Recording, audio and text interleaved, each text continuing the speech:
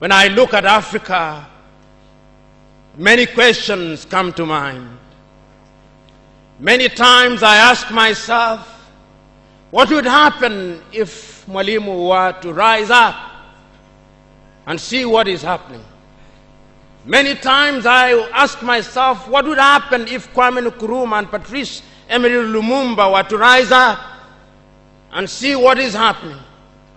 Because what they would be confronted with is an Africa where the Democratic Republic of Congo is unsettled. There is a war going on there, but it is not on the front pages of our newspapers because we don't even control our newspapers and the media. As I speak to you, the Central African Republic is at war, but we talk of it only mutedly. As I speak to you now, in South Sudan, the youngest nation in Africa, the Nuer have risen against the Dinka. As I speak to you now, Eritrea is unsettled. As I speak to you now, there is an ease in Egypt as there is an ease in Libya. In Niger, it is no better. In Senegal, in the Casamance, is no better. In Somalia, is no better. Africa is at war with herself. This is what they would be confronted with.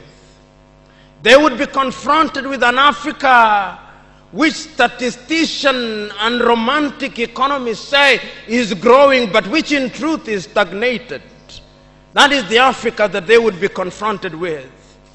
They would be confronted with an African which, as Professor Mlama intimated in our presentation here, is an African which is suffering from schizophrenia. He does not know herself. They would be confronted with an African whose young men and women have no interest and low love for their continent. They would be confronted with an Africa where young men and young women are constantly humiliated at the embassies of European countries and at the United States of America as they seek the almighty green card. They would be confronted with an Africa where young men and women from Niger, Nigeria, Senegal, Mali, and Mauritania drown in the Mediterranean as they seek to be enslaved in Europe.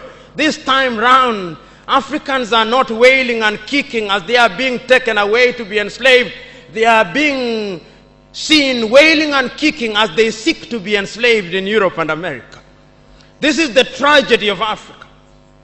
They'll be confronted with an African where people have lost their self-pride. An Africa where Africans are not proud of their things. An Africa where in the hotels of Dar es Salaam or Nairobi, even food has foreign names. When we fry potatoes, we call them French fries, even when they are fried in Dar es Salaam. That is the Africa that they would be confronted with. They would be confronted with another Africa. An Africa which does not tell her story.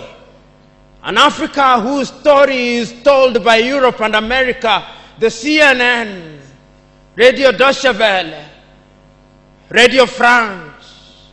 That is the Africa they would be confronted with. They would be confronted with the young men and women who have no pride in Africa. When they want to enjoy themselves, they sing the praises of football teams from Europe and America. It is Manchester United. It is Arsenal. It is Real Madrid. And Barcelona, not Yanga, not Mufulira Wanderers, not Gor Mahia, not FC Leopards. No. That is the Africa that they would be confronted with. They would be confronted with an Africa which does not enjoy its theater and drama. That Africa celebrates Leonardo DiCaprio.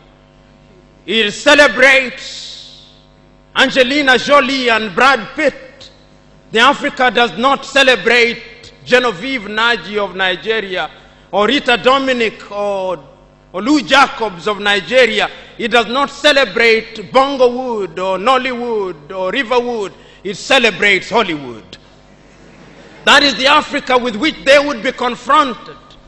They would be confronted with African women whose greatest source of joy is cheap grade B Mexican soap opera, La Patrona, La Mujer de mi Vida, The Rich Also Cry.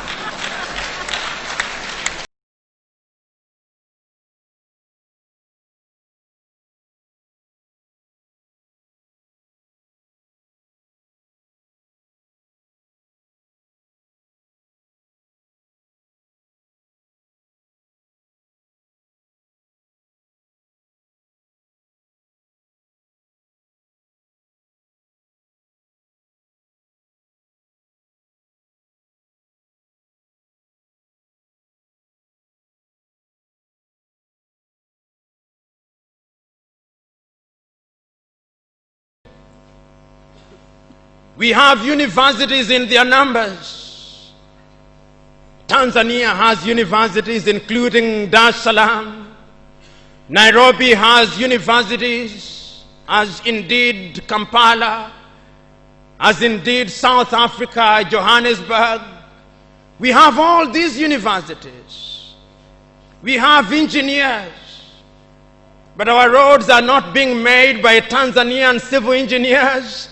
It is the Chinese who are present in this assembly who are making our roads.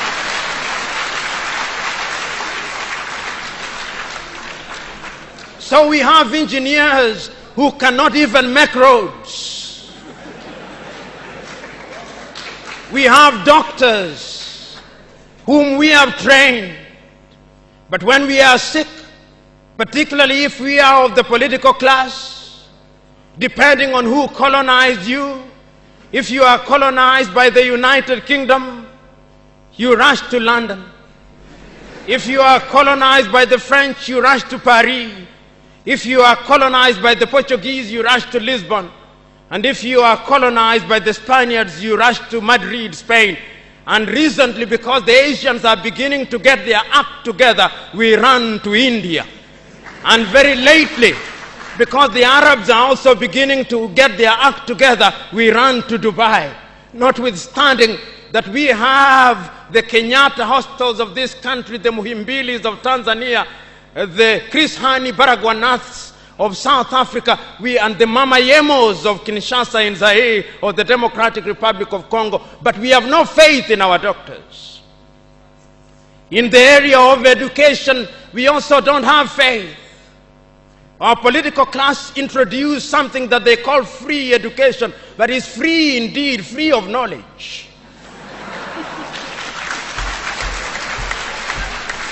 Because they are so suspicious of those institutions that the typical African politician would not dare take their children to those schools.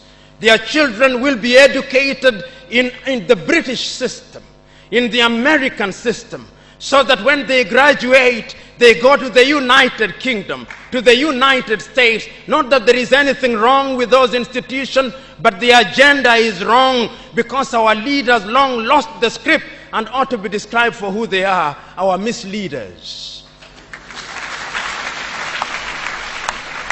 But we are co-authors of our own misfortune.